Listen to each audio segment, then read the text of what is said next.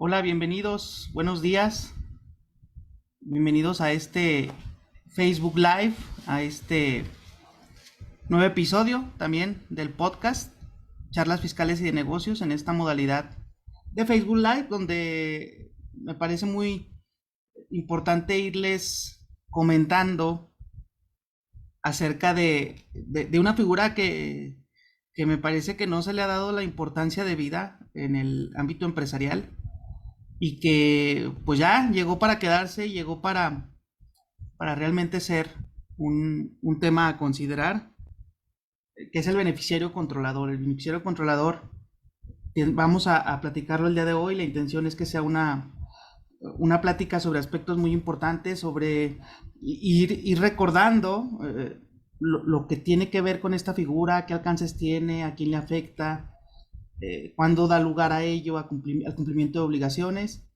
para posteriormente ver también un tema que me parece muy puntual, que es el de lo que opina la Suprema Corte de Justicia de la Nación, lo que opina el Poder Judicial de la Federación en relación a un tema que ha sido debatido, ha sido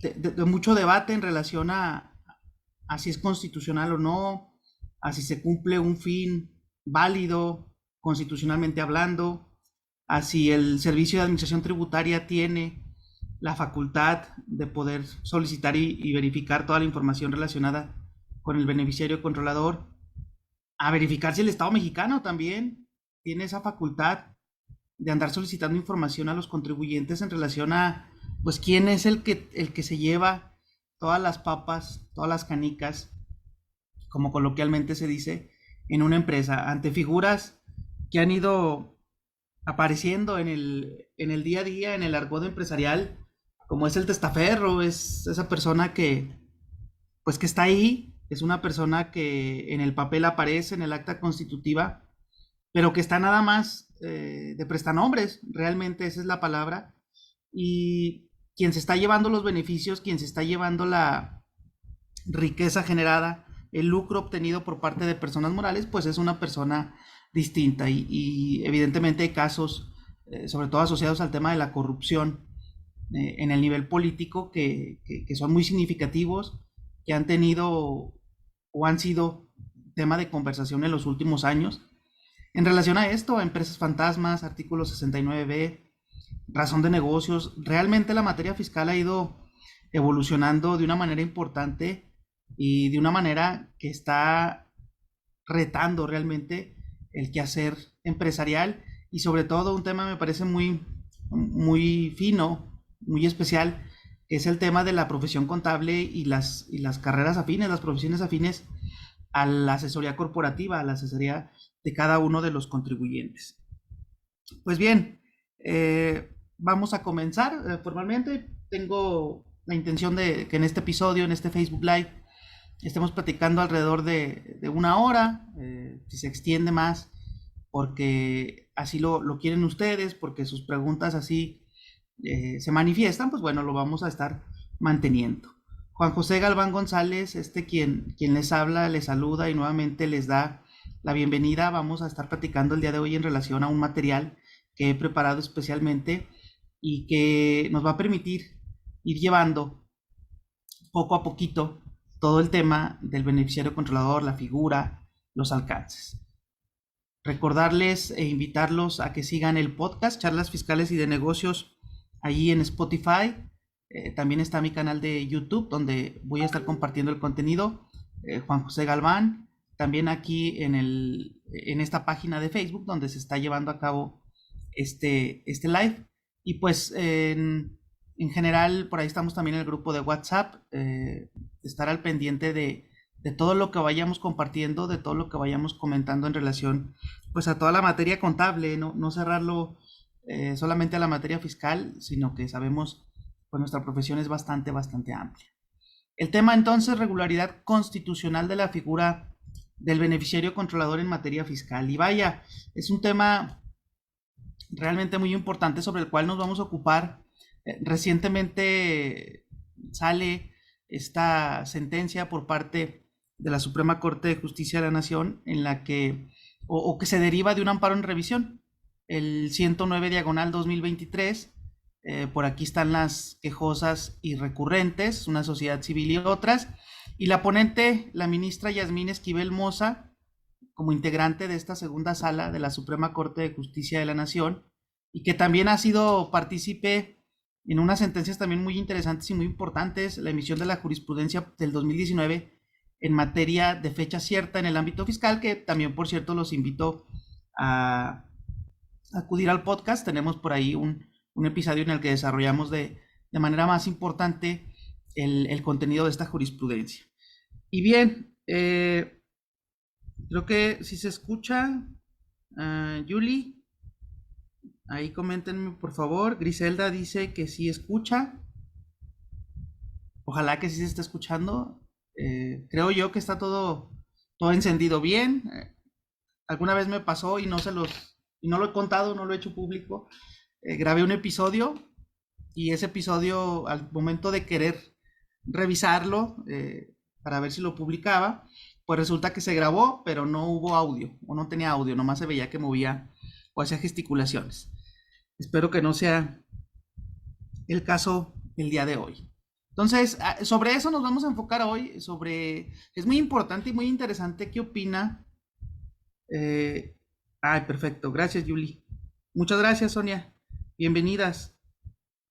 Es muy importante tener en cuenta la opinión, perdón, del Poder Judicial de la Federación en palabras pues de su máximo órgano, la máxima corte de nuestro país, la Suprema Corte de Justicia de la Nación, porque una de las facultades o una de las funciones que tiene el Poder Judicial a través de esta Suprema Corte pues es precisamente interpretar el derecho y en el caso también poder integrarlo, el derecho, es decir, pues que no exista realmente un tema que no pueda ser tratado, que no pueda ser atendido, porque no está regulado en una disposición legal.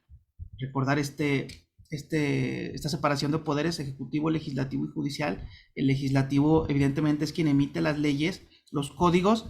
El Poder Judicial de la Federación es quien tiene estas funciones que acabo de comentar y que juega un papel fundamental para poder interpretar el derecho, integrarlo, poder otorgar certezas jurídicas, seguridad jurídica en sentido amplio a los gobernados y conocer realmente la opinión y los alcances de las disposiciones.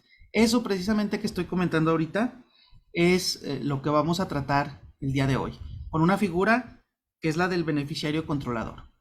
Y originalmente, cuando preparé este material, solamente estaba enfocado en las tres últimas viñetas, que es desde antecedentes, estudio de fondo y decisión. Estas tres viñetas las estaba enfocando única y exclusivamente en el análisis de la sentencia que vamos a tratar el día de hoy, sobre la que vamos a platicar el día de hoy. Sin embargo, consideré, a final de cuentas, que es importante saber y dar un contexto para entender qué figura es la que vamos a platicar, para saber exactamente los alcances de la figura del beneficiario controlador y poder entonces entender y alcanzar a comprender lo que nos está diciendo la Suprema Corte de Justicia de la Nación a través de la ministra. Entonces, por eso vamos a iniciar con un contexto, vamos a platicar los antecedentes que llevaron a esta sentencia, los estudios de fondo o el estudio de fondo que hace la Suprema Corte y finalmente, ¿cuál es la decisión? ¿Cuál es el criterio que se va a seguir o que se sigue en este caso particular? Contexto, iniciando, sin demora, vamos a platicar primero. A ver, esta figura del beneficiario controlador viene desde el año 2022. Desde el 2022 en materia fiscal. En materia de prevención de lavado de dinero, que es un tema que nace desde 2012, pero que los países en el nivel internacional han estado muy atentos, se han conformado diversos organismos que combaten esta prevención de lavado de dinero, esta prevención de financiamiento al terrorismo y la proliferación de armas de destrucción masiva. Son las tres grandes áreas que ataca la prevención de lavado de dinero. Entonces, desde 2012 está la figura del beneficiario controlador. concretamente en el caso mexicano, en la legislación mexicana, en una ley federal para la prevención e identificación de recursos o de operaciones con recursos de procedencia ilícita.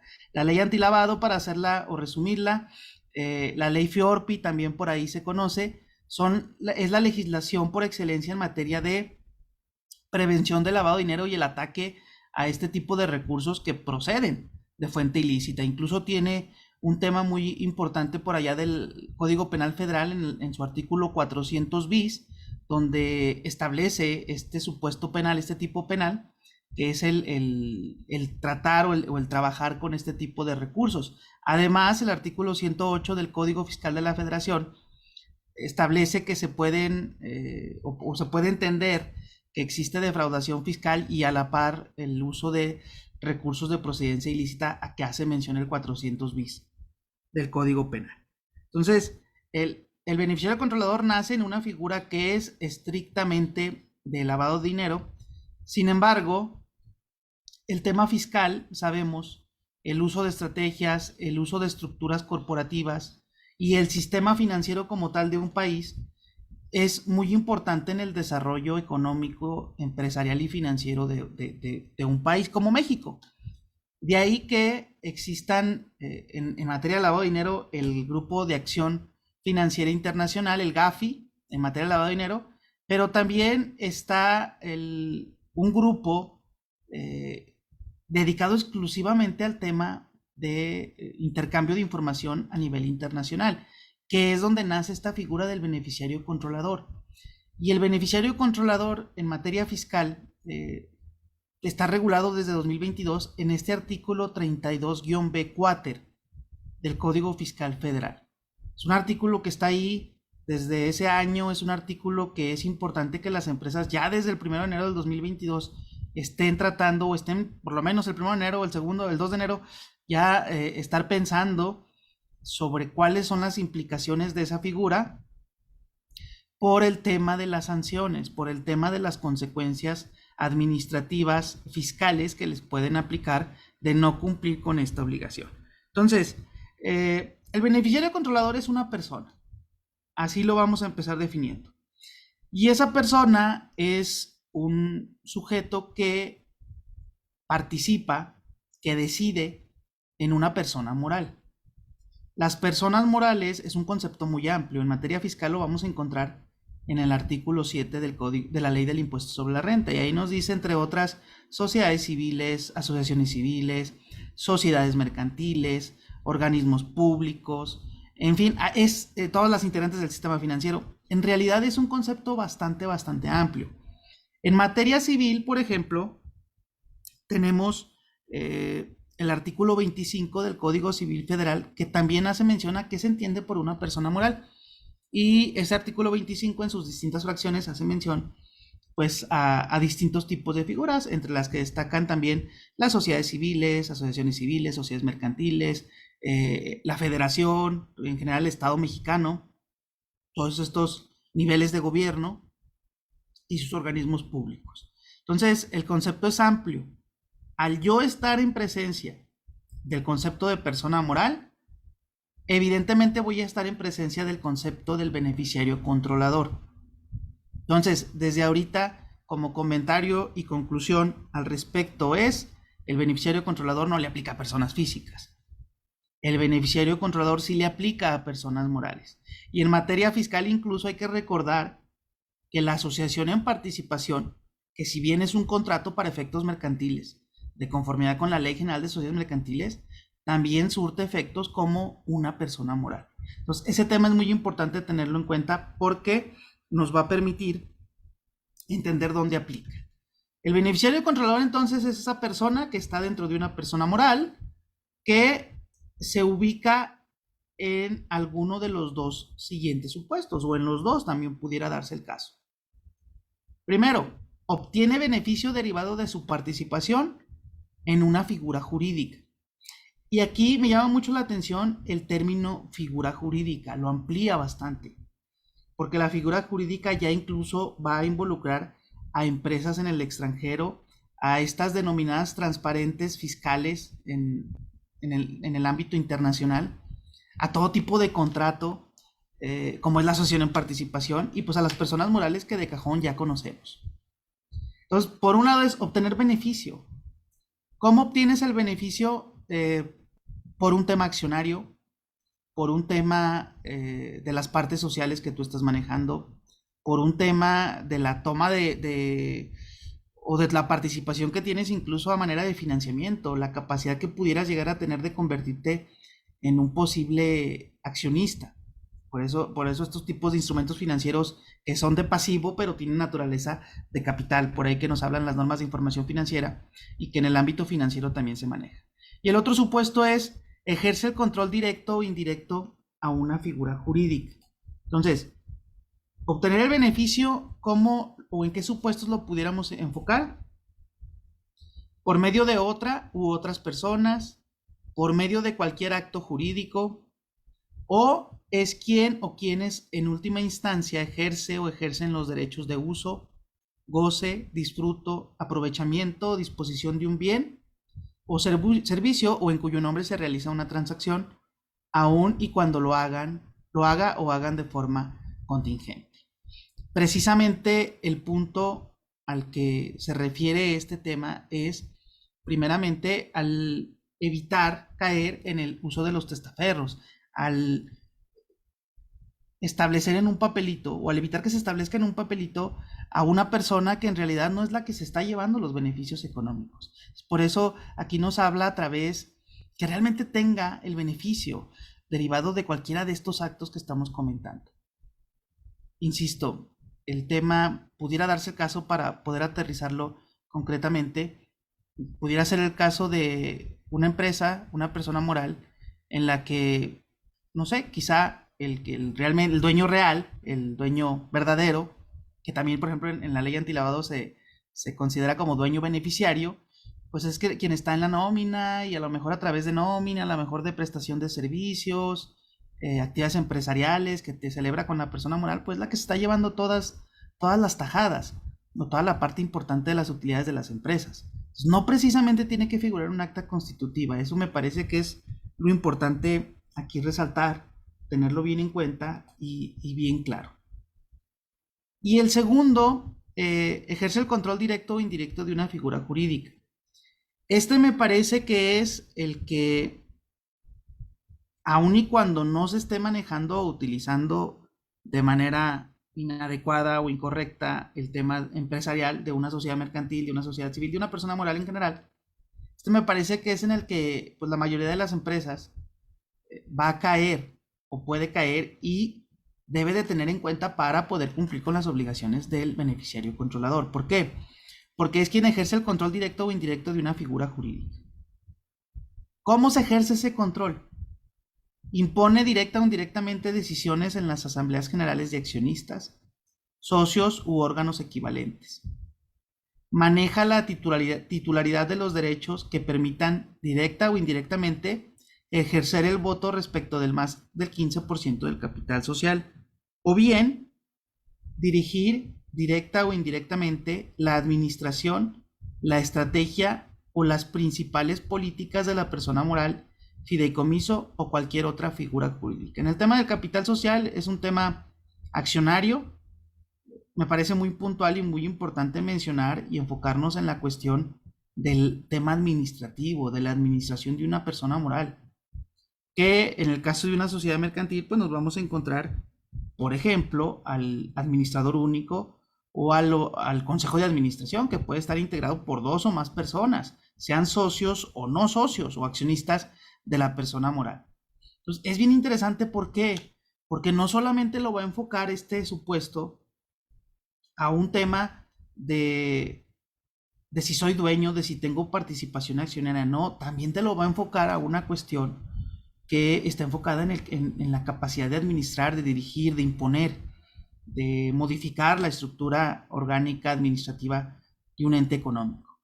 Entonces, en conclusión, para entender estos dos supuestos que acabamos de platicar, que les acabo de referir, la obtención del beneficio es, no importa que no me aparezcas en un papel, no importa que no me aparezcas en un documento social, constitutivo, Sin embargo, si se detecta o se tiene la posibilidad de detectar ese beneficiario o ese beneficio que se está llevando, ahí nace la obligación.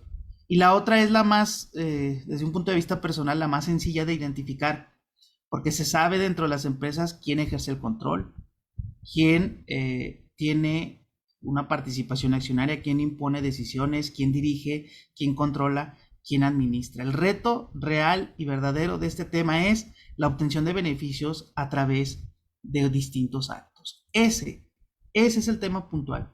Ese es el tema que nosotros debemos de tener muy presentes, que las empresas, no importa el tamaño, debe de tener persona moral, empresa persona moral, hay que recordarlo, no importa el tamaño, tiene que estar cumpliendo con la obligación. ¿Cuál es la obligación? Dice el artículo 32 Beter, Quater y Quinquis del Código Fiscal de la Federación, que son los artículos, esos tres que les menciono, pues que dan fundamento legal en un código de esta figura del beneficiario controlador. Ahora, ¿de qué trata la obligación? La obligación trata de que identifiques, de que integres un expediente en el que tú estás dando a conocer quién es tu beneficiario controlador, que tú actualices esos expedientes, que tú implementes políticas de control interno con un enfoque basado en riesgos para detectar al beneficiario controlador. No solamente es ir a pedir los papelitos o en las empresas decir, yo digo que tú eres el beneficiario controlador.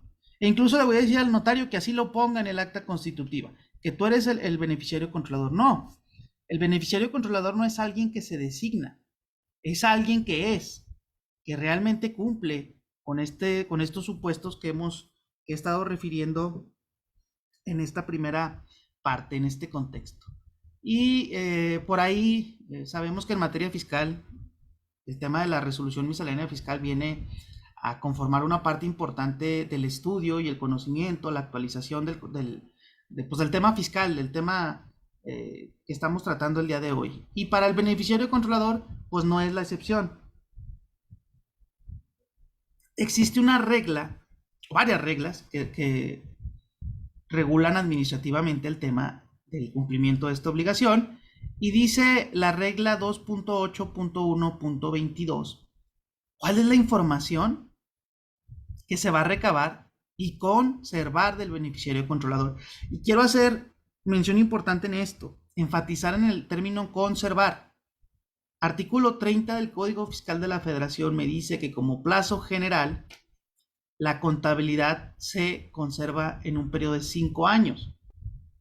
En cuestiones muy especiales o específicas es toda la vida de la empresa, como son las declaraciones, como son las actas constitutivas, las actas de asamblea, todo el tema de designación de poderes, todo el tema social, vaya, se conserva durante todo el tiempo que dure o viva esa sociedad. En el caso del beneficiario controlador, estaríamos enfocándonos en un término de 5 años. Hay que estar conservando la documentación que identifique a este beneficiario controlador. Si es que llegara a cambiar el beneficiario controlador, si sigue siendo el mismo a lo largo de los años, pues evidentemente tú vas a tener a la misma figura, a la misma persona. Pero bueno, habrá cuestiones, habrá supuestos distintos para cada uno de los casos. ¿Qué se va a recabar y qué se va a conservar? Dice la regla de resolución miscelánea fiscal 2.8.1.22 que va a recabar nombre y apellido completos del beneficiario controlador, su alias. Entonces, si ustedes fueron afortunados, afortunadas de que nunca les pusieron un apodo, pues qué padre, pero aquí dice la miscelánea, pues que des un alias.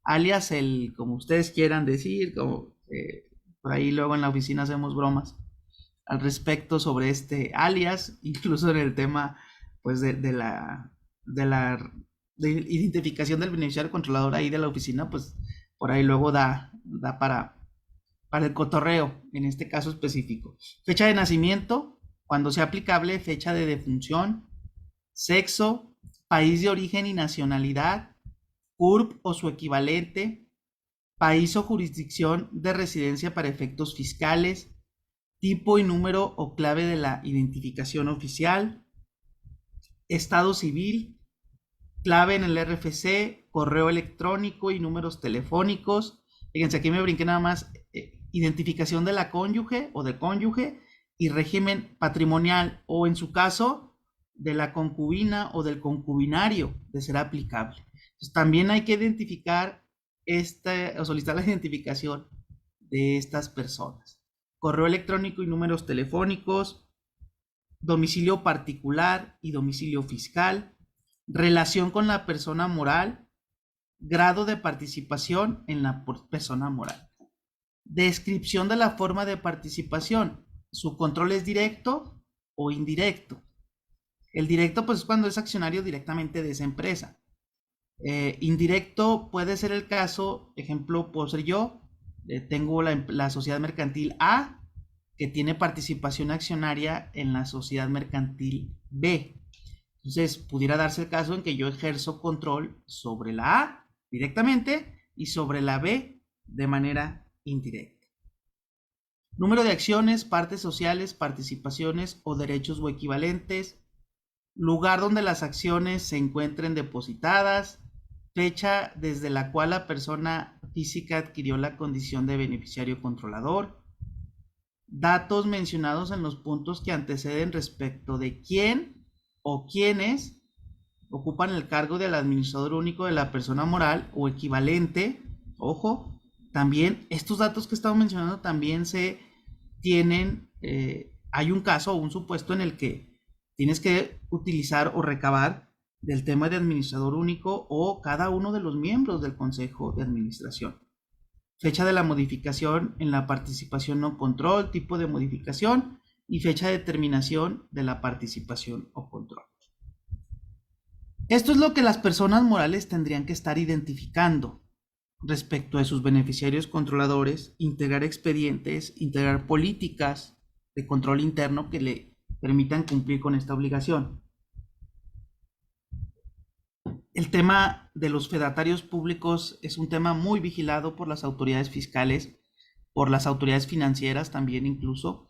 En tema de prevención del lavado de dinero, incluso tienen la obligación los notarios como una actividad vulnerable de identificar al beneficiario controlador, de pedir o pedirle una manifestación al que vaya a contratar los servicios notariales o de fe pública para hacerlo más amplio, de realmente dar a conocer si conoce al beneficiario controlador, al dueño beneficiario también lo llama así la legislación en materia de prevención del lavado de dinero. Pues también a ellos les aplica en el ámbito fiscal esta regla, la 2.8.1.23, y ellos tendrán que recabar y conservar del beneficiario controlador datos de identificación de la notaría, correduría, fecha de constitución o celebración, conforme la escritura, acta, póliza, minuta, similar o equivalente, que dé soporte a la constitución de la persona moral, nombre completo de quienes constituyen, importe del capital social de la persona moral, en caso de que su intervención la persona moral fideicomiso, bla, bla, bla, según corresponda, la información soporte del monto o de los actos o contratos necesarios. Entonces, toda esta información también la tiene que recabar del beneficiario controlador los fedatarios públicos. Los invito, a los que están siguiendo en vivo esta plática, este evento, a dejar sus dudas, a dejar sus comentarios, sus opiniones aquí en la cajita de comentarios para poder hacerlo un poquito más dinámico. Los que pues ya les toca verlo de manera diferida, porque se va a quedar aquí en el feed del Facebook, pues también ahí pueden ir externando sus comentarios, sus preguntas para poder darles una atenta respuesta y retroalimentación al respecto. La regla 2.8.1.20 dice una cuestión que me parece bien canija, bien brava. Cuando no identifiques a la persona física bajo los criterios establecidos en esta regla, la 2.8.1.20, en relación con el artículo 32b quater, se va a considerar como beneficiario controlador al administrador único o al consejo de administración. Y si hay varios consejeros, evidentemente dos o más, cada uno va a ser el beneficiario controlador. ¿Cuáles son los supuestos que establece este artículo 32b cuater? Pues primero, que ejerzan o que se lleven los beneficios, como veíamos hace ratito en la lámina anterior, a través de actos, contratos, todo el tipo de cuestiones jurídicas relacionadas. O la otra es el tema del control o la participación accionaria. Si tú no pudiste identificar, este es el caso que mencionaba la miscelánea, la regla 2.8.1.22, donde precisamente vas a identificar y vas a recabar la información del administrador único y del consejo de administración, de cada uno de los miembros de este consejo de administración. Entonces, en esa forma lo vas a estar identificando. Cuando no puedas identificar a los que están establecidos como quienes se llevan los beneficios a través de cualquier figura jurídica, vas a ir a identificar al beneficiario controlador en función de si imponen en las asambleas, si cambian a los consejeros de administración o los consejeros del consejo de administración, mejor dicho, si tienen una titularidad del 15% o más del capital social, o si tienen una capacidad de administración enfocada al tema del administrador único. Si no lo llevas de esa forma, vas a tener que identificar entonces a estos dos, o a estos dos entes de la sociedad o de la persona moral. ¿Qué pasa con este tema? Como contexto, de hecho tenemos un curso especial, específico de este tema de beneficiario controlador. Yo aquí he querido solamente presentarlo a manera de contexto, y aquí nada más un tema muy importante es el tema de las sanciones. El tema de las sanciones, la mínima, la más bajita, y es por un tema de no actualizar, es de 500,000 pesos la multa por cada beneficiario controlador no actualizado. Y en un tema de identificaciones puede llegar desde el 1,000,000 hasta los 2,000,000 de pesos. Entonces, por cada beneficiario controlador, ¿qué pasaría, por ejemplo, en el caso de una empresa que no haya podido identificar a su beneficiario controlador y se considera el consejo de administración, que tenga 10 consejeros y vence una multa de 500,000 pesos por 10, o una multa de 500,000 pesos por 1,000,000? Realmente el tema se hace bastante gravoso, bastante serio. Y aquí quiero mencionarles una cuestión que mencionaba por ahí el Servicio de Administración Tributaria, concretamente el Poder Ejecutivo. El Poder Ejecutivo en su momento dijo, ¿sabes? Yo no puse esta reforma, yo no creé esta figura para recaudar, para generar un ámbito económico, un beneficio para la hacienda pública. No, lo que estoy buscando es, primero, cumplir con el tema internacional, porque pertenecemos a la OCDE, porque pertenecemos al GAFI, porque pertenecemos al Fondo Monetario Internacional, porque recibimos apoyo del Banco Mundial. Entonces, en realidad hay muchas cuestiones o esa es una de las cuestiones más importantes que llevaron al gobierno mexicano a precisamente llevar esta parte del beneficiario controlador a su legislación. Ahora, no es por eso, es para disuadir que se siga utilizando esta figura, que se siga utilizando la figura del testaferro, que se siga evadiendo las cargas fiscales, las cargas impositivas en México, y claro que también tiene una consecuencia o puede llegar a tener una consecuencia en el plano internacional. Estoy buscando nada más aquí ahorita en la computadora para no dejar pendiente esa parte de las sanciones. Las sanciones por ahí están en el artículo 80 y tantos. Ahorita les voy a decir exactamente el monto de las sanciones, cómo están realmente establecidas, para que ustedes tengan claro y vislumbren los alcances de esta cuestión. Pero ahí está, aparte o como medida de control fiscal, la autoridad fiscal quiere que tengamos identificados a nuestros beneficiarios controladores. No ha habido revisiones todavía, no que yo conozca, en relación a esta figura, pero eso no descarta para nada el que exista esta posibilidad, el que llegue la autoridad. Ahora, ¿cómo es? ¿Voy a presentar una declaración? No, no tienes que presentar ninguna declaración. Tú solamente tienes que integrar como parte de tu contabilidad toda esta documentación que hemos estado viendo, toda esta información. Incluso por ahí el propio Código Fiscal de la Federación establece que establezcas una política de control interno al respecto. Para que, en caso de que llegue la autoridad fiscal a revisarte, pues tú le demuestres que identificaste y que integraste y que estás actualizando y que estás conservando la información relacionada con la figura del beneficiario controlador. Ahí está. Entonces, ese es el tema. Evidentemente hubo amparos presentados por parte de los contribuyentes, como es el caso que vamos a tratar el día de hoy, en relación a esta figura. Sigo buscando el artículo, ya lo estoy por encontrar. ¿Qué opinan ustedes en Facebook? ¿Qué opinan de la figura?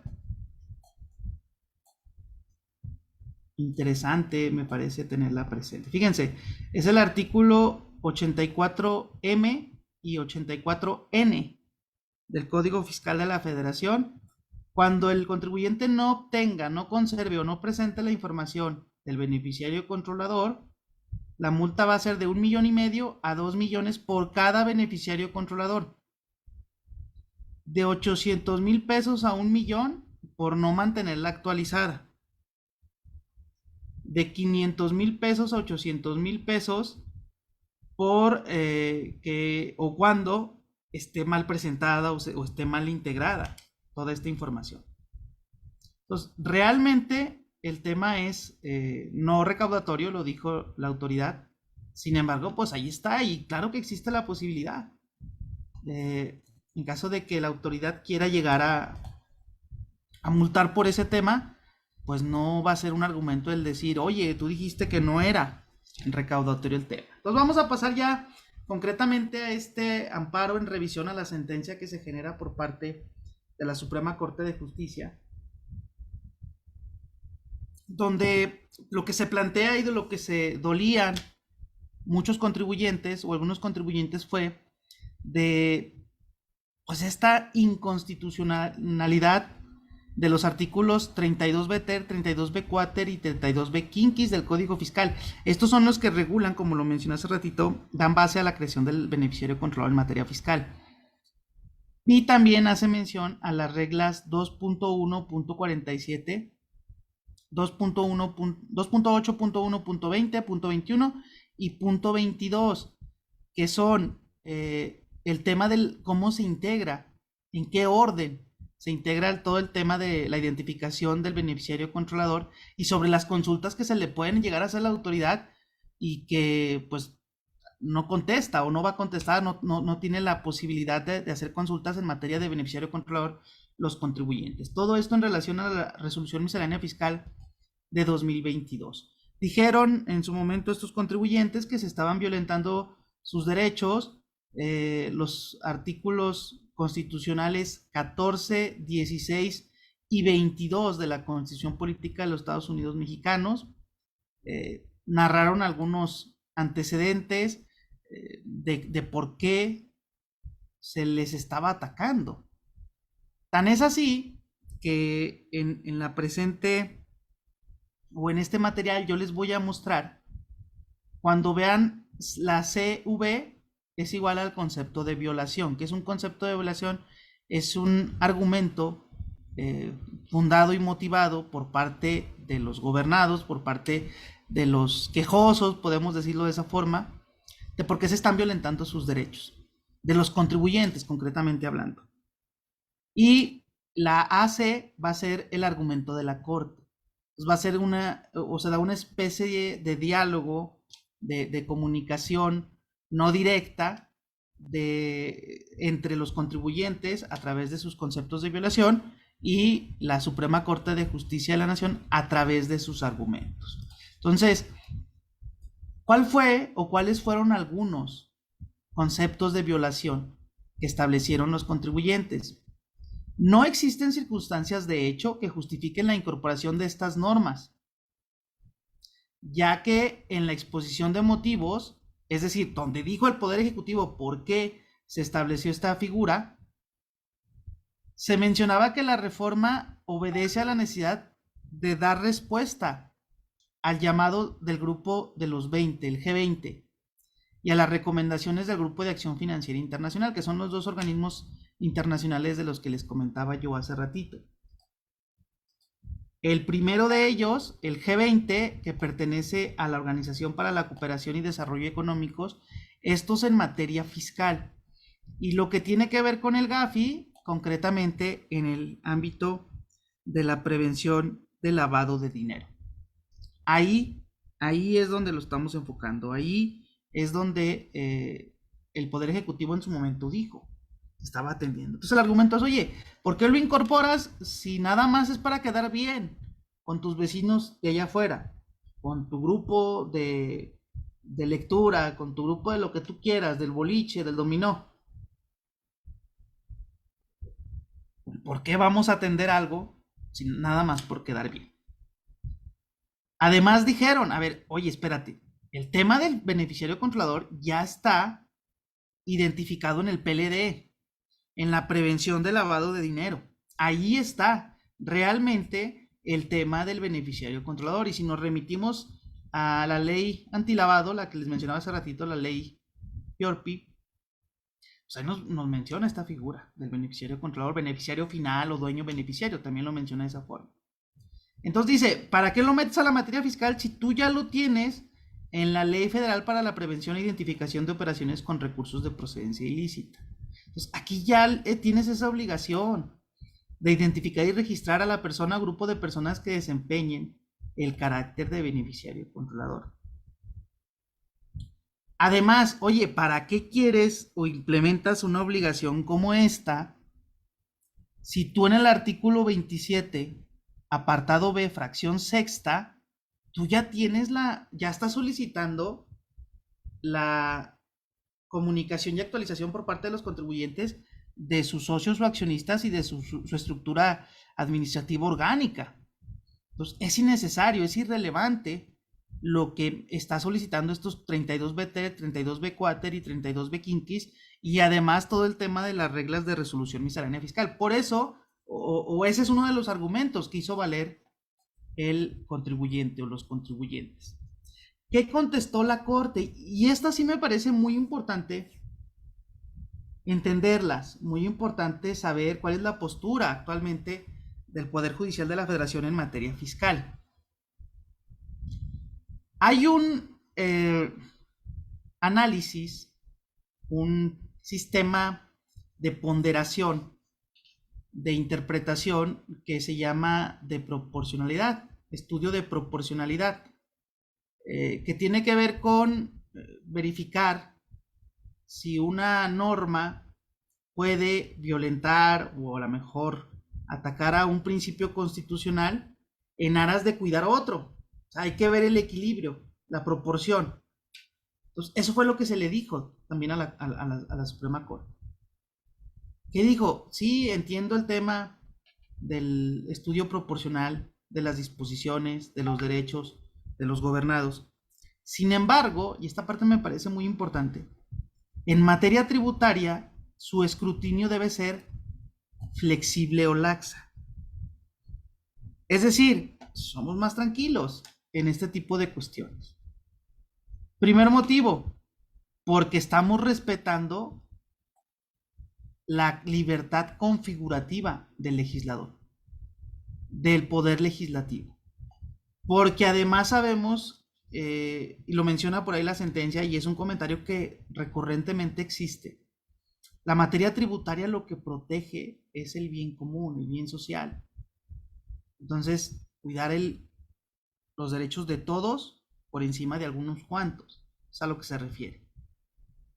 De modo que para no vulnerar su libertad política, ¿de quién? Del poder legislativo, esta parte es escalofriante desde el punto de vista jurídico.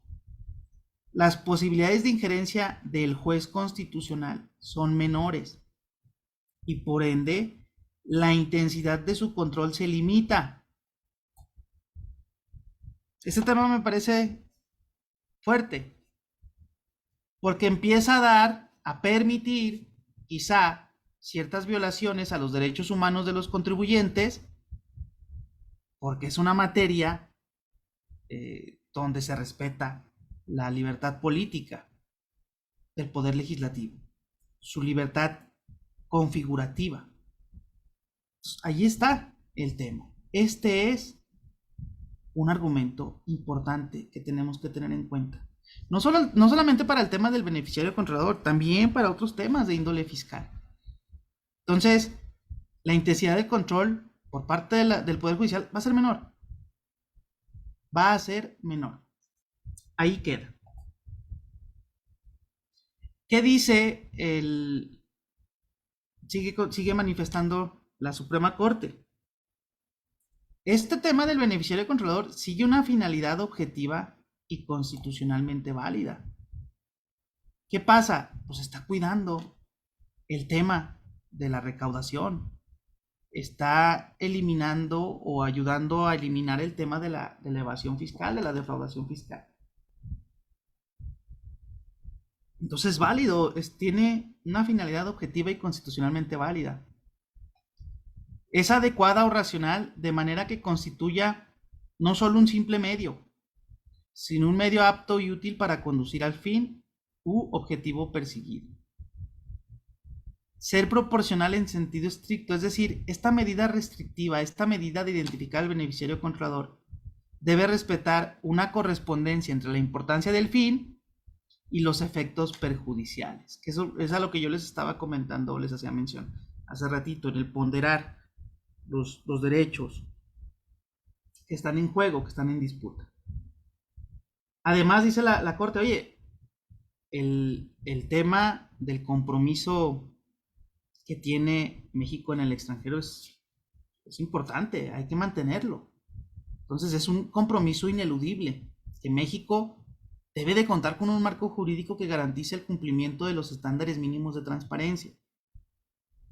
Por ahí los invito a leer, a consultar las 40 recomendaciones del Grupo de Acción Financiera Internacional del GAFI en materia de prevención del lavado de dinero, financiamiento al terrorismo y proliferación de armas de destrucción masivas. La recomendación número 23, bien interesante, porque ahí nos habla del tema de la transparencia en materia de beneficiarios controladores, que después que dijo el grupo de los G20, me lo llevo yo también y lo aplico a la materia fiscal.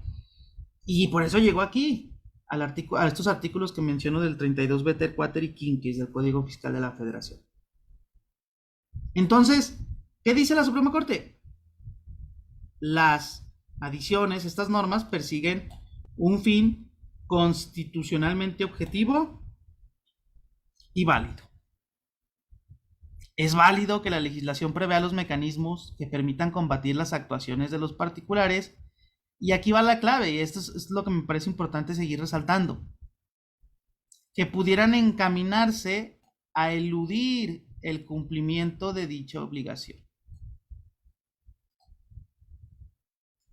El alto tribunal concluye que las consideraciones tomadas en cuenta en este proceso legislativo son suficientes para dar origen al sistema normativo.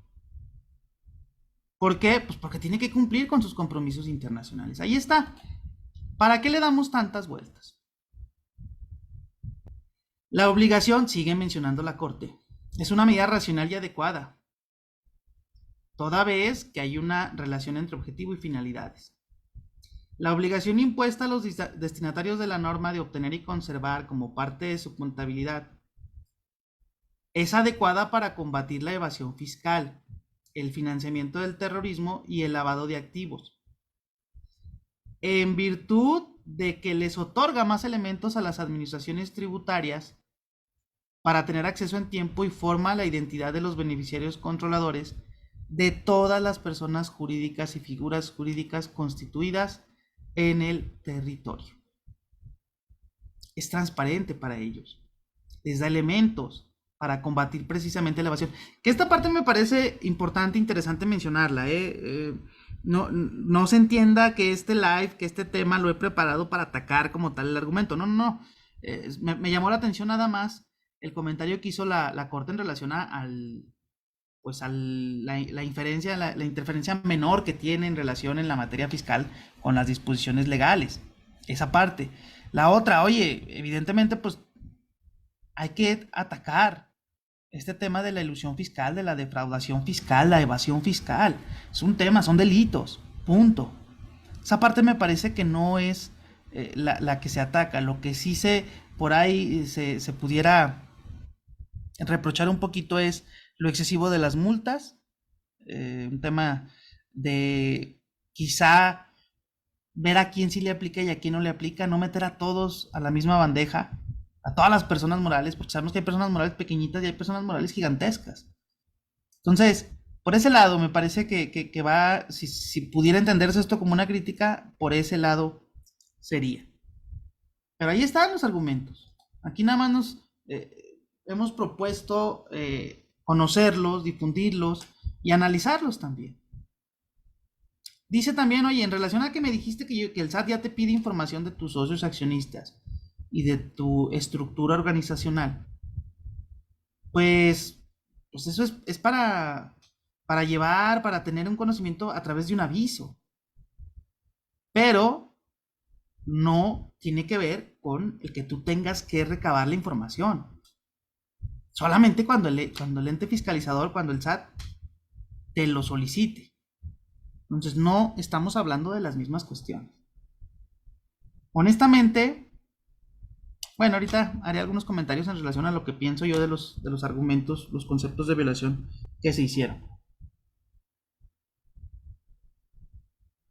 ¿Qué dice en relación al argumento de que no establecen con certeza quién es un beneficiario y controlador?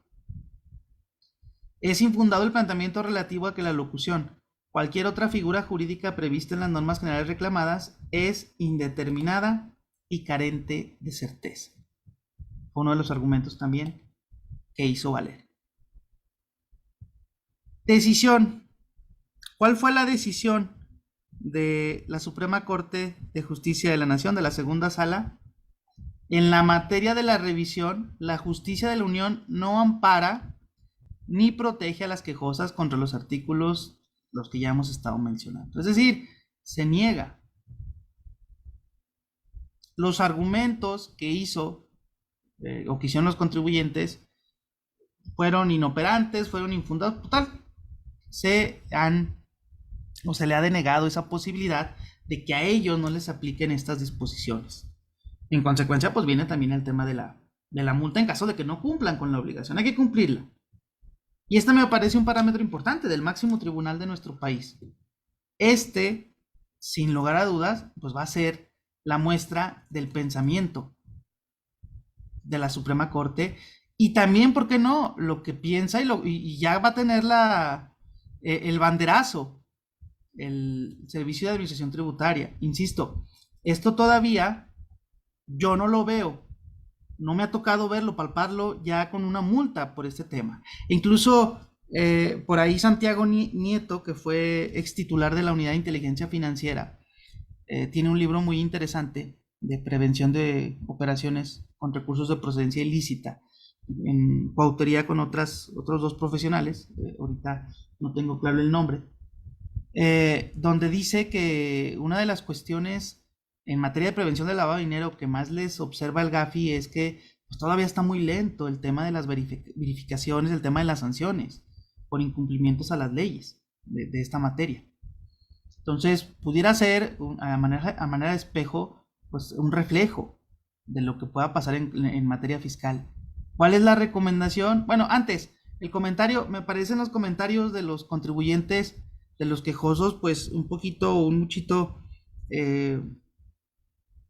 pues sin mucha lógica, sin mucho poder en la argumentación que les permitiera realmente convencer a la Suprema Corte, más allá de lo prácticamente encajonado que ya viene este tema del beneficiario controlador. Pero sí me parecieron débiles los argumentos, el que, oye, pues no me puedes imponer algo porque te lo dijo tu vecino, pues no es totalmente fuerte. El tema de que pues ya me lo estás pidiendo en contabilidad, pues tampoco. El tema de ya está en la ley antilavado, pues tampoco me parece que sea una cuestión muy robusta para poder atender, y me parece que a final de cuentas la Suprema Corte, a través de la segunda sala, tuvo realmente una tarea, me parece sencilla, para poder determinar o resolver de la manera en que terminó resolviendo. Entonces, la idea del día de hoy, de este episodio, de este evento de Facebook Live, fue precisamente tener oportunidad de platicarles el alcance, de invitarlos incluso a que chequen en sus empresas, de que chequen con sus conocidos si se está dando cumplimiento a esta obligación.